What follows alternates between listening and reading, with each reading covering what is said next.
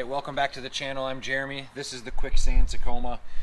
Today what we're going to be doing is using these Diode Dynamic brackets right here on the hood to install these little Diode Dynamics ssc 2-inch pods for ditch lights. Let's get to it. Come on!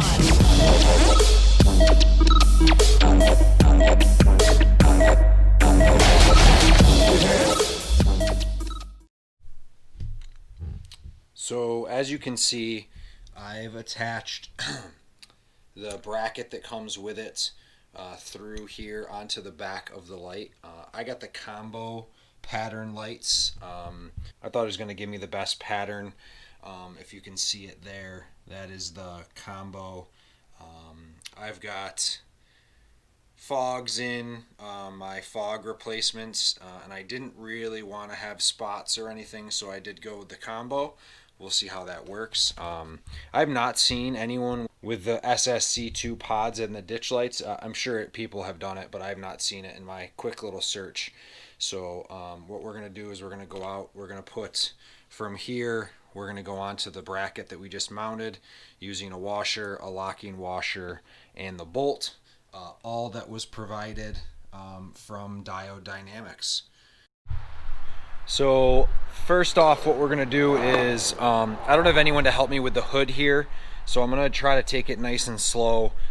This bracket is actually going to bolt on right up to where these two bolts for the hood hinge are. What I'm going to try to do is take off one at a time so that the hood doesn't shift around. I don't want to get any get the hood out of alignment for when I put that back on. So I'm going to try that now.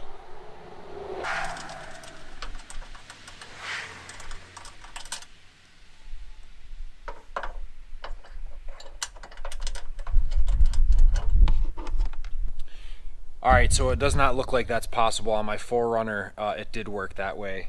For these ones, it's not possible. So what I'm going to do is I'm going to take both of those off. They're a 12 millimeter. I'm going to take them both off, and then using the existing hardware, the existing bolt, going to put that bracket right on over the top and bolt it back down.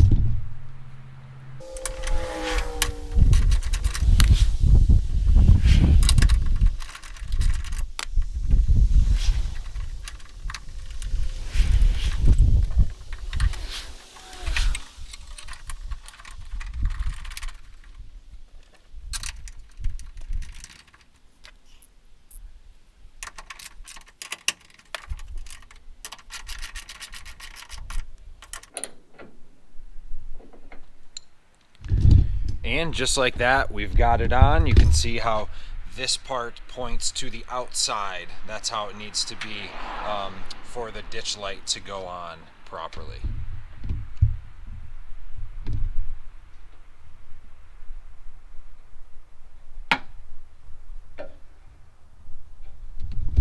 Now we're going to go around and do the opposite side.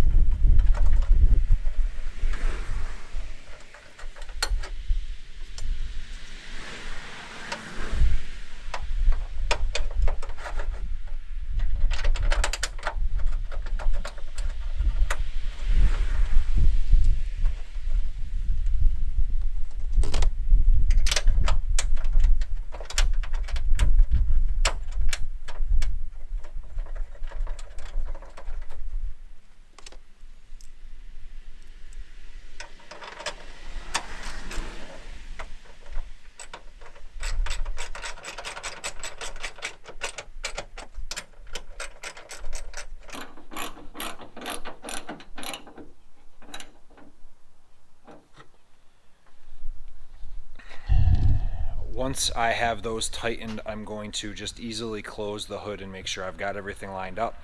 One video I saw putting in different lights, put some masking tape or some painter's tape around the hinge so they knew exactly where it was. You could actually really see on the paint where this one was, so I didn't really need to mark it off.